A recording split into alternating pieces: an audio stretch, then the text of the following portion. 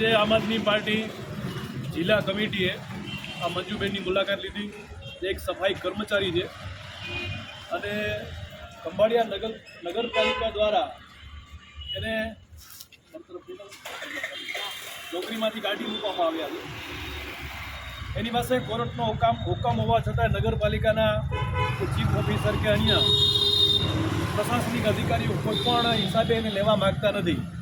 બેન અત્યારે 5 માસથી અહીંયા પ્રતિક ઉપવાસ પર ઉતરેલા છે અને અમને એની ખબર પડી છે. અમે એના દુઃખમાં સહભાગી થવા માટે ટીમ સહિત આવ્યા છીએ. બેનને આપણે પૂછીએ કે બેન શું ખરેખર શું તકલીફ છે?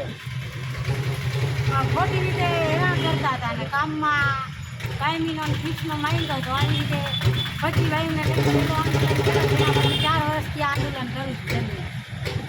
લેવામાં આવતા નથી, જવાબ દેવામાં આવતું નથી.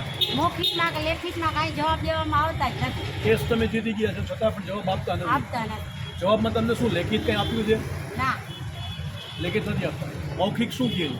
મૌખિક એમ કહે છે હવે સુપ્રીમમાં અમે તમારા સામે જશું. સુપ્રીમમાં સામે જશે મૌખિક કહે છે. હા, સારું છે. તો બેન અમે તમને એક સાંત્વના આપીએ છીએ, આશ્વાસન આપીએ છીએ કે અમે તમારી સાથે છીએ તમારા દર્દમાં ભાગ લેવા માટે અને અમે બધાએ તમારા વતી રજૂઆત કરશું. તમને ન્યાય મળે એવા પૂરા પ્રયાસ કરશું. ચીફ ઓફિસરને રજૂઆત કરીએ તો તમારા તરફથી ન્યાય મળે એવા અમારા પૂરતા પ્રયાસ કરશું. પ્રમુખ છે તમે.